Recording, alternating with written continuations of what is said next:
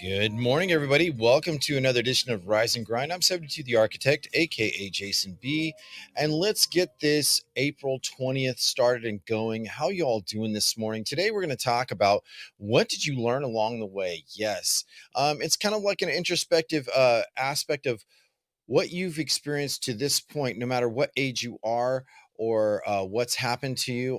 What did you actually learn that really has helped you go forward and farther? And what are you continually learning and applying to yourself? So that's definitely going to be something that I am really, really interested in talking about. And I got into an introspective thinking. Earlier this morning, I got right back to my routine of getting up, reading, before I really got to anyone else, anything else, looking at social media and all that stuff. I really wanted just to have time to my thoughts, and thought to myself, I said, "What has helped me that might help others?" Along the way, so to speak. So we're definitely going to be talking about that. But we also going to read a dose of the Daily Stoic. So that's definitely going to be an important thing. And I can't say how thankful I am to be alive. I came across somebody before I really get into the episode and everything. I came across somebody yesterday who had relayed to me about he was stage 3 or 4 cancer.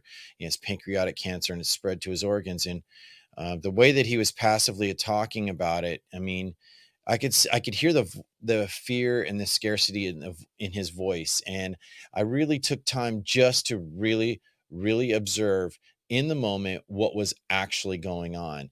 And, you know, it's like, why does it take to when we get to close to a life-threatening situation, do we realize that how important our experiences are a benefit from us or for us, so to speak? So that's definitely something that we all have to consider. You know what I mean? So yeah, so that's and when I talked to this gentleman, um, he I won't say any names, but he definitely had a resounding effect on me, for sure. It definitely had me thinking, um, like, okay, well, what am I doing, and how can I share my experiences to others who also could benefit, from my experience, and that was really, really something that really hit home for me. So, but yeah, so that was definitely something that it just hit me all in the right places. So but before I really get going, let me just say, hey, thank you all to those who are coming in and listening to me live.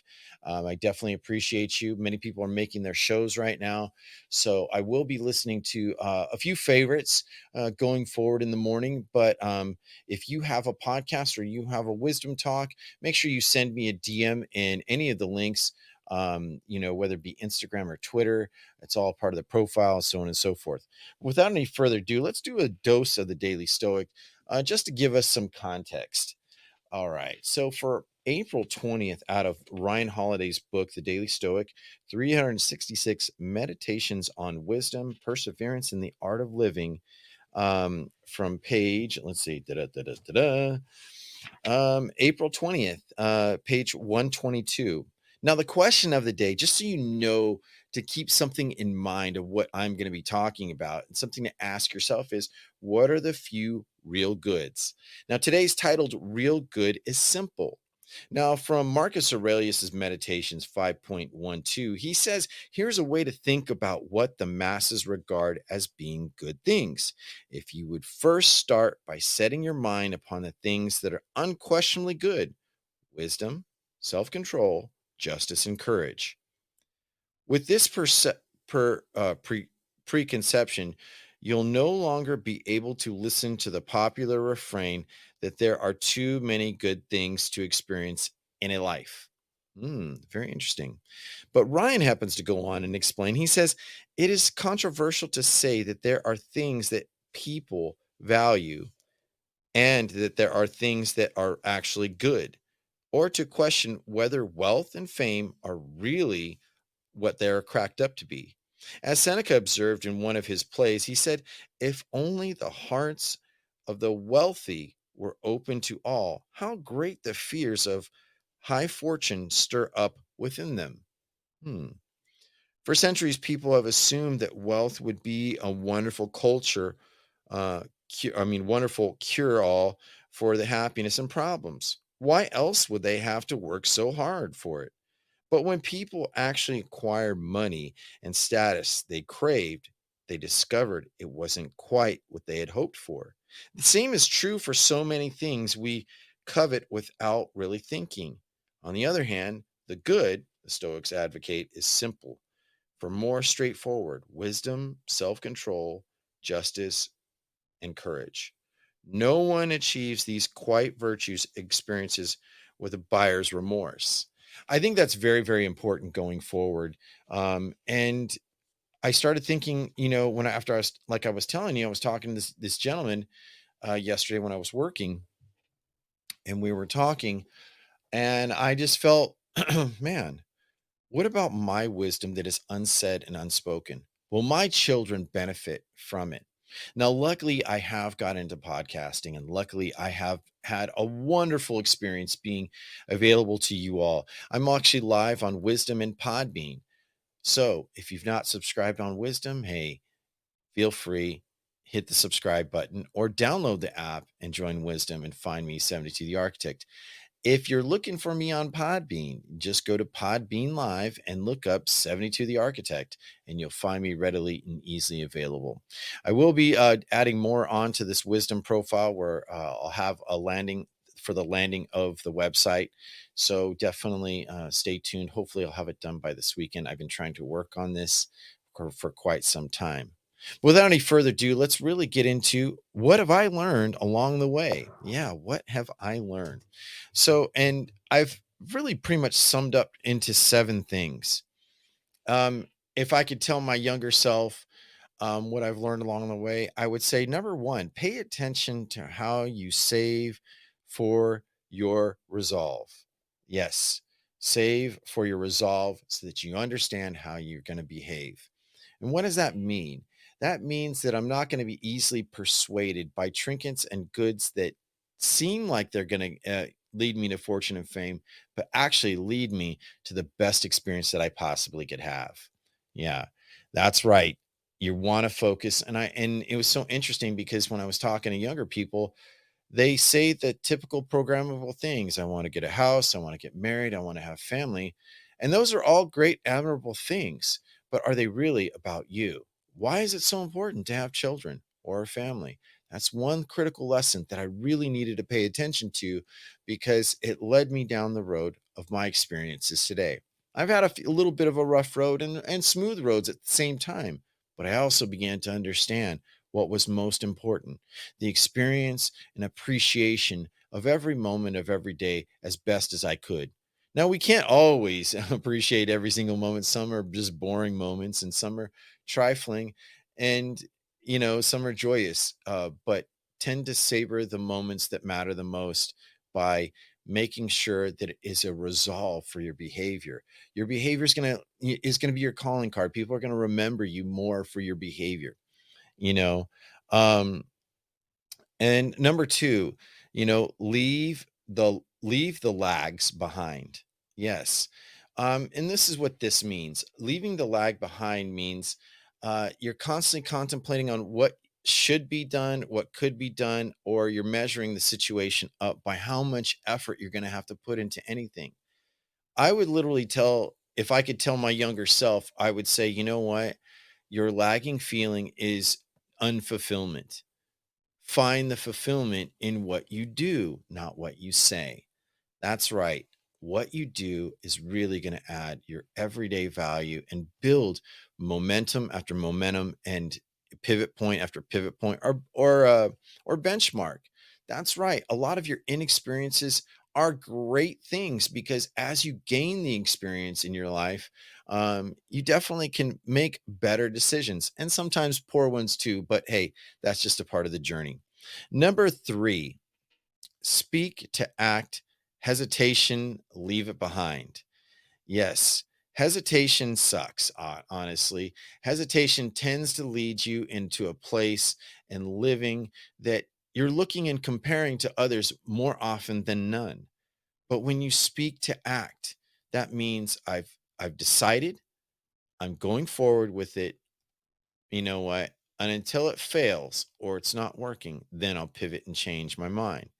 But a lot of times, many people have said and spoken on so many of their talks, podcasts, YouTube videos. They literally have talked themselves into paralysis. But if you're talking yourself into making a choice and an action, you're more likely going to be fulfilled. Number four, give without the reward in mind. Yes, this is so very, very important. Many people talk about gratitude, and I kind of feel like they're trying to use it as a token to pass the next gate or next part. But I found that, you know what, when I don't talk about what I gave or whom I gave it to, but I really see the person or people or things benefit from my giving, a lot of times I receive back. I didn't necessarily ask for it, but I got back more of a reward and without seeking for a reward. The reward is understanding along the way someone helped you. We're not all self-made. We can't really say that. And so what's most important is all the experiences to this point where you're exactly at where you're supposed to be today. Now that doesn't mean you're staying where you are. It just means that everything, all the results, everything you've learned, the failures, the successes and the wins, they've all been ingredients into the sauce, into the place of what you are. So, by understanding what gratitude means to you, by understanding of how you can live with the best self and having a peace of sense of self with some challenges along the way, you'll tend to find giving is such a great reward no matter what. I've given to plenty of homeless people, and I've also been given to the experience that I had with this older gentleman yesterday when he was telling me about cancer. I looked in the eyes of what fear really could be for a man. And that was scary. But yet, when we talked, it was kind of tranquil. I know he was passively talking, but the fear was really in presence. But I comforted him and I said, you know, there are many things that can happen from here until the point that you end. But if you really want to enjoy something, really think the moments that you get to spend with your wife or whoever it is, or even a friend, continue to develop your business, keep working on what you would like to do, you above all else, because you tend to serve many others, and many others have the dependencies, whether it's real, unrealistic, or realistic. So when you're giving without thinking of the reward of what you're going to get, it just is, it's like a real goodness, right? And goodness, kind of like according to the Daily Stoic, which you talked about the virtues of courage, wisdom, and or say basically maturity. Being able to say no when you need to and yes when you have to or need to, whichever you feel like. Being able to not have to pivot in contemplation of paralysis is a big thing. So giving is a big part of all of it. Number five, love is good, but lust is not practical. Now, this is something that many of us have experienced. What I would really think, and if I could tell my younger self, buddy, you are in a lot of lust and you're just trying to feel loneliness with false idols. Yes, lust got me in so many situations, but actually, those situations tended to teach me in so many different ways. I didn't really experience love to the way the full commitment and what it is for me today. I have a wonderful partner. Her name's Adriana. And yeah, I've made definitely bad choices along the way, but my partner really gives me so much fulfillment, has given me a wonderful 4-year-old daughter. And I can say that I'm so very happy. But I've also have two other kids. I have my 25-year-old Alina, and then I have my 14-year-old Annabella or Bella. These kids also, they're a part of my love. They've given me the teaching tools that I needed. Sometimes I was too harsh. Sometimes I had a misappropriation of discipline, but I learned how to love. Love was kind. Love was, endearing. It was patient. Just like what the Bible says in First Corinthians chapter 13. I think, yeah, chapter 13, it talks all about, basically what it meant to me. And why am I referring to the Bible? Because there are some practical lessons that are in there that I definitely appreciate. So when I say love is good, that means it doesn't try to persuade or it's not self seeking. It's kind of like, hey, come on in, have a seat at my table. We're all welcome. So when I actually put love is good, it means that it always serves me. And sometimes it can be a little painful, but it's careful reminders of the boundaries in which I live and the boundaries I'm wishing to cross and the exploration of life. That's right. Nothing is really accomplished well, in my opinion, without having a good sense of love. And that also means it means loving yourself as well as loving others unrestricted. People tend to think that, love can be like, well, once I have this thing, I'll be living a better life. Or if I have this relationship, if I have a family, I'll have a sense of self worth. That's robotic and chaotic. It leads you to a practicality that doesn't work for you. It never worked for me. When I found out the difference between love and lust, I really started to discover the joys in life. That means when my daughter would be singing in the bathroom of "This Girl's on Fire," or I would see little moments of any of my girls playing with their dolls, creating imagination, that was real love in the moment. But what was lust? Chasing after somebody, chasing after things that were unrealistic. Those are lusts. Using conversation to gain admiration. Those were lusts to me. So we're going to move on to the next big thing for me. Number six, make the moves to complete. Yes, it's very important, ladies and gentlemen. If you understand more than likely that when you complete more things, whether small or big, your objective is just to complete. You don't have what's going to lead into the next big one, but making more completed moves is going to give back to you and feel a reward. Not everything has a big payout. You're not maybe going to be the next billionaire, but that's okay. And that is going to feed to number seven. And why have I kept to number seven? I just feel seven is appropriate. Anyhow, going forward, so making the moves that complete give you a sense of confidence. Yes, the confidence that you feel, the confidence that you make on an everyday basis. That's right. And there are days where you are going to be challenged. I don't feel so great. I don't feel so confident. I am scared or I am nervous. That's okay because you know what? And I've said it on my shows before, your best experiences lay or lie within the unknown. Yes, all the wonderful things that you haven't gotten to experience. Like me, I've never gotten to travel to Egypt. I've never gotten to really explore Greece, you know, especially a way that I would love to. I've never been able to really see the wonderful sights of Mexico that I would love to. And those are opportunities for me to gain. And that's just travel.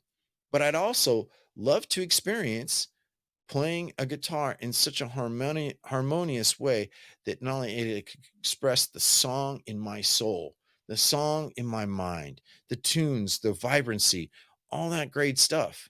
So when I make more completions, you know what? Those things become great. They're the unknown. But you have to, if you don't take the steps forward, you might just be constantly sitting in your chair. Well, if I would have did this or I would have done that, my life would be so much different. That's really talking about regrets. And that's where you nearly need to pivot and say, I need to move beyond the pivots of my regrets. If my regrets are the things that are preventing me to be in the present, then leave them aside and actually make sure that you, yes, you, are going to benefit from it.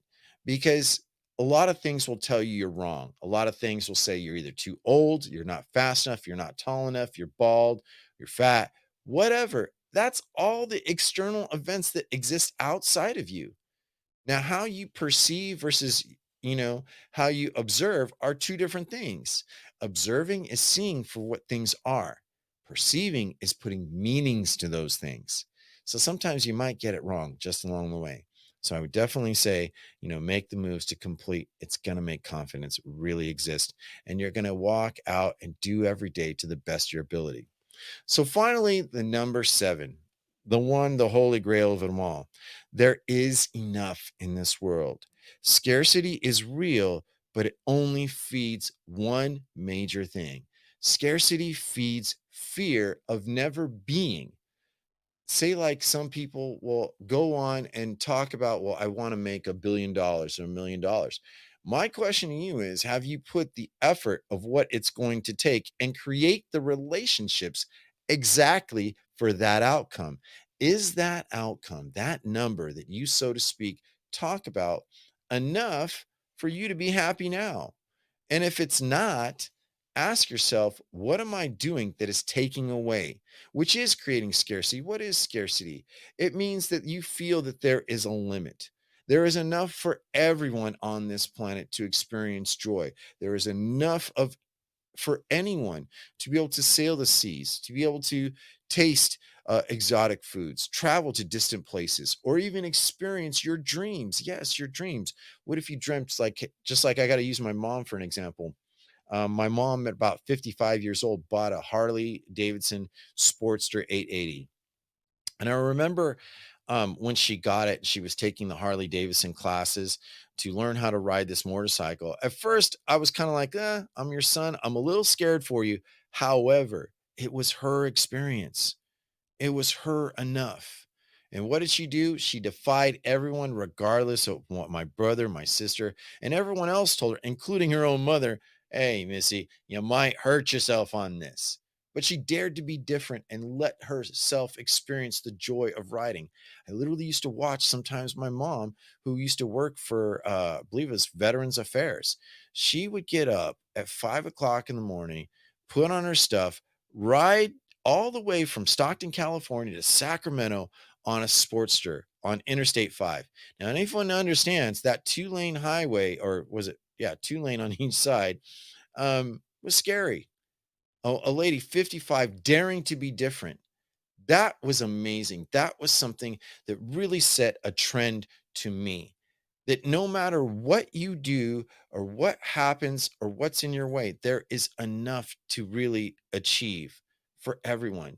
Not everyone's going to understand that, but there are going to be distractions along the way. Yes, there are going to be the naysayers.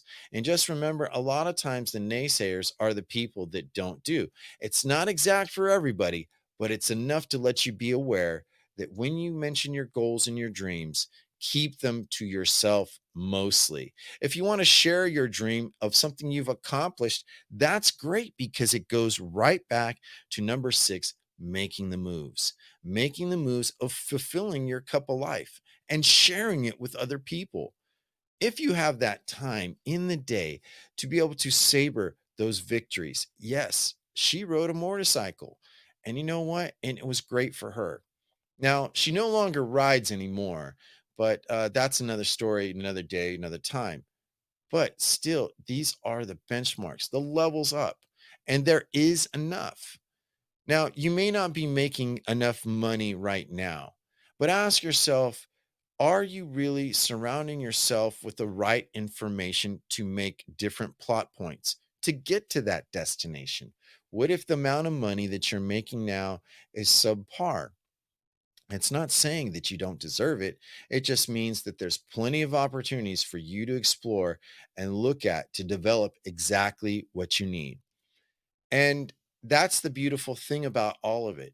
Now, if you look at those seven things, paying attention to how you save for your character and your resolve so that you can behave well, it's going to matter in the moment. If you're leaving the lags behind, yes, leaving those lags behind means that, you know what, talk yourself to stop being so damn lazy.